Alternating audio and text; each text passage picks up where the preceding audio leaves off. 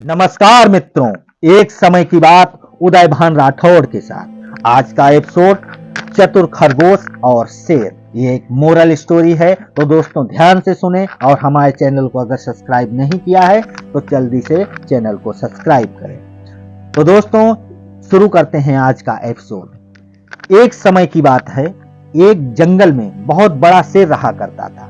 हर रोज शिकार पर निकलता और एक ही नहीं, दो नहीं, कई कई जानवरों का काम तमाम कर देता था। जंगल के जानवर डरने लगे थे कि अगर शेर इसी तरह शिकार करता रहा तो एक दिन ऐसा आएगा कि जंगल में कोई भी जानवर नहीं बचेगा। सारे जंगल में सनसनी फैल गई। शेर को रोकने के लिए कोई ना कोई उपाय करना जरूरी था। एक दिन जंगल के सारे जानवर इकट्ठा हुए और इस प्रश्न पर विचार करने लगे। अंत में उन्होंने तय किया कि वे सब शेर के पास जाकर उनसे इस बारे में बात करेंगे। दूसरे दिन जानवरों के एक दल शेर के पास जा पहुंचा। जो शेर था जो बैठा था, उसने देखा कि जानवरों का एक दल उसकी तरफ आ रहा है तो शेर घबरा जाता है। उसने गरज कर पूछा, क्या बात है? तुम सब यहाँ कैसे आ रहे हो? क्यों आ रहे हो? जानवरों के दल के जो नेता थे उन्होंने कहा, महाराज, हम आपके पास निवेदन करने आए। आप राजा हैं और हम आपकी प्रजा। जब आप शिकार करने के लिए निकलते हैं तो बहुत से जानवर मार डालते हैं। आप सबको खा भी नहीं पाते। इस तरह से हमारी संख्या कम होती जा रही है। अगर ऐसा ही होता रहा तो कुछ ही दिनों में जंगल के आपके सिवा और कोई नहीं बचेगा। पूरे जंगल में आप ही रह जाएंगे। प्रजा के बिना राजा भी कैसे रह सकता है? यदि हम सभी मारे जाएंगे तो आप भी राजा नहीं रहेंगे।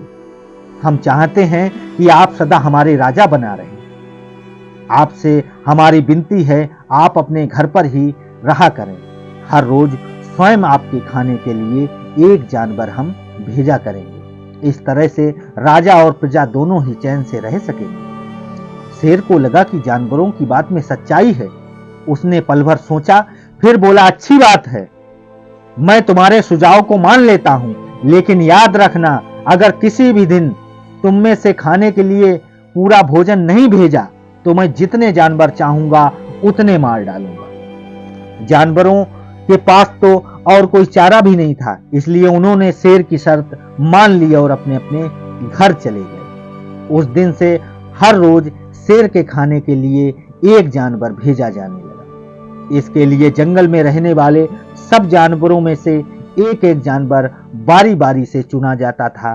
कुछ दिन बाद खरगोश की बारी भी आ गई। शेर के भोजन के लिए एक नन्हे से खरगोश को चुना गया। वह खरगोश जितना छोटा था उतना ही दोस्तों चतुर भी था। उसने सोचा, बेकार में शेर के हाथों मरना मूर्खता है। अपनी जान बचाने का कोई ना कोई उपाय अवश्य करना चाहिए और हो सके तो कोई ऐसी तरकीब ढूंढनी चाहिए जिससे सभी को इस मुसीबत से सदा के लिए छुटकारा मिल जाए। आखिर उसने एक तरकीब सोच ही निकाली। खरगोश धीरे धीरे आराम से शेर था उसके घर की ओर चल पड़ा और जब शेर के पास पहुंचा तो बहुत देर हो चुकी थी। शेर ने मारे भूख जो लगी हुई थी उसके गुस्से के, उसने जब सिर्फ एक छोटे खरगोश को अपनी ओर आके देखा तो गुस्से से और बौखला उठा और गरज कर बोला, किसने तुम्हें भेजा है? एक तो पिद्दी जैसे हो, दूसरे इतनी देर से आ रहे हो। जिन बेवकूफों ने तुम्हें भेजा है मैं उन सबको ठीक करूंगा। एक एक का काम तमाम ना किया तो मेरा नाम शेर नहीं।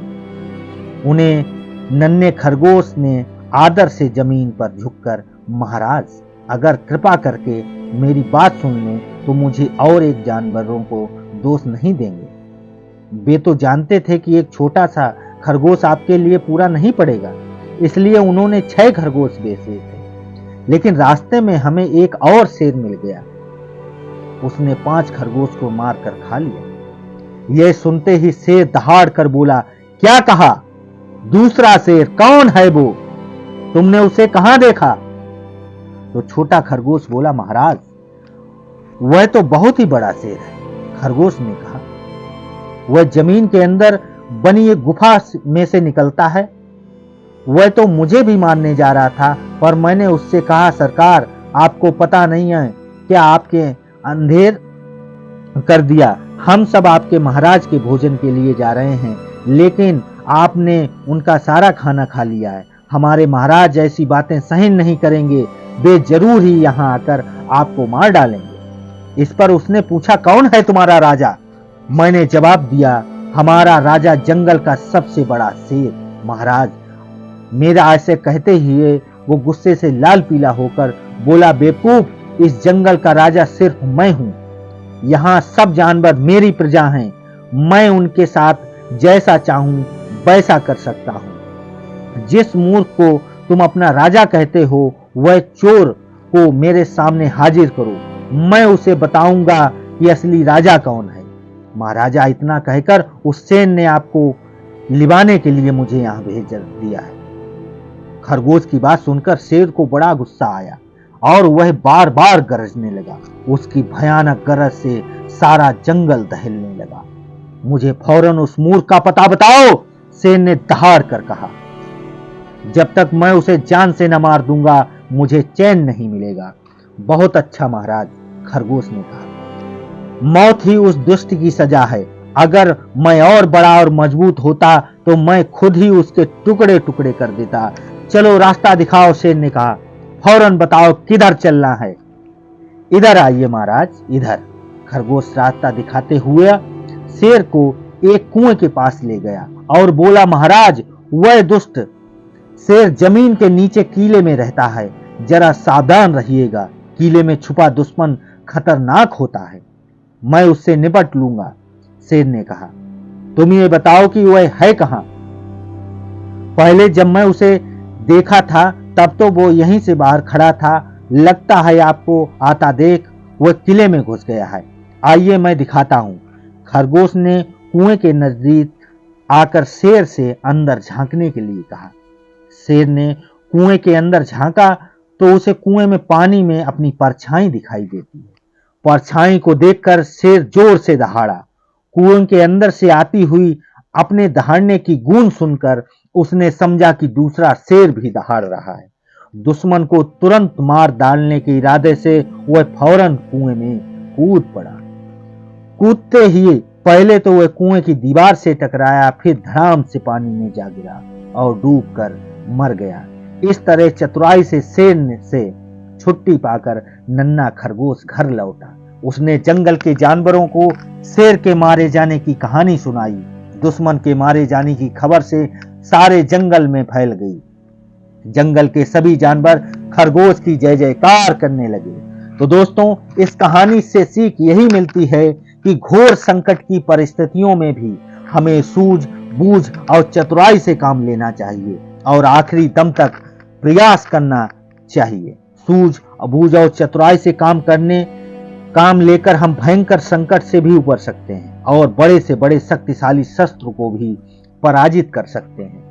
तो दोस्तों, अगर हमारे द्वारा कहीं कहीं कहानियां आपको पसंद आती हैं तो जिन्होंने अभी तक हमारे चैनल को सब्सक्राइब नहीं किया है वो हमारे चैनल को सब्सक्राइब करें, लाइक करें और कमेंट करें। तो इसी के साथ इस एपिसोड को समाप्त करते हैं। मिलते हैं नई कहानी नए एपिसोड के साथ। जय भारत, जय हिंद।